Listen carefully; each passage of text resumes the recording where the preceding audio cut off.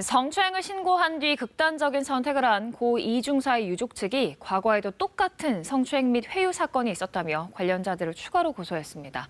회식 자리에서 일어난 성추행을 말하자 상급자가 회유했고 심지어 그 회유한 사람도 성추행을 했다는 건데요. 그때 사건이 제대로 처리됐다면 이번 일을 막을 수 있었다고 유족들은 말합니다. 홍진아 기자의 보도입니다. 지난해 이중사 부대에 A 부사관이 파견을 왔습니다. A 부사관을 부대로 안내한 사람은 다름 아닌 이중사. 사건은 A 부사관과의 회식 자리에서 일어났습니다. A 부사관이 이중사의 허리를 감싸고 어깨를 안는 등 성추행을 했다는 겁니다. 회식도 부대원들이 그 후에 나가서 할 수도 있지 않습니까? 그 자리에서 성추행을 당했어요. 그렇지, 대대 상담관한테 보고가 있는데 접수도 하고 상담도 받은 걸로 알고 있어요. 하지만 회유가 시작됐다고 합니다. 상급자인 노모 준이가 이 사람을 전역시키면 연금도 반밖에 못 받는다며 무마를 종용했다는 겁니다. 더 심각한 건 그 다음이었습니다. 이중사가 혼자 철야 근무를 하고 있던 어느 날 밤 가해자인 A 부사관이 찾아와 무릎을 꿇고 사과를 했다고 합니다. 가해자와 피해자가 한밤중에 단 둘이 마주하게 된 겁니다.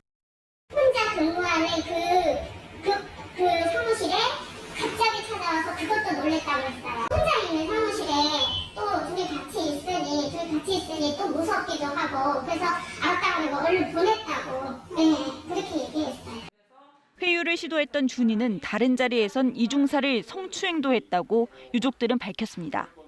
이중사는 지금은 남편이 된 당시 남자친구에게 SNS로 이 사실을 알리며 회식할 때마다 내가 왜 이런 일을 당해야 하는지 모르겠다는 메시지를 남겼습니다. 그런데 이 가해자는 3월 사건 직후 이중사를 회유한 의혹을 받고 있는 당사자이기도 합니다. 1년 전 사건을 회유한 사람이 이번에도 회유에 나섰고 과거엔 직접 성추행까지 했다는 게 유족들의 얘기입니다.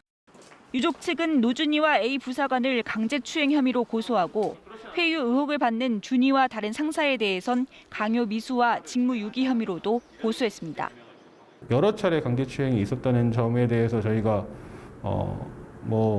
그렇게 믿을 만한 정황 증거들이 보였기 때문에 그 점에 대해서는 분명히 짚고 넘어가야 된다고 생각해서 KBS는 가해자로 지목된 이중사 상관들과 직접 연락이 닿지 않아 공군 측의 입장을 물었는데 공군은 정식 신고가 접수된 적이 없어 인지하거나 수사하지 않았다며 현재로선 드릴 말씀이 없다고 밝혔습니다. 공군은 준이와 상사 등 2명을 보직 해임했습니다. KBS 뉴스 홍진아입니다.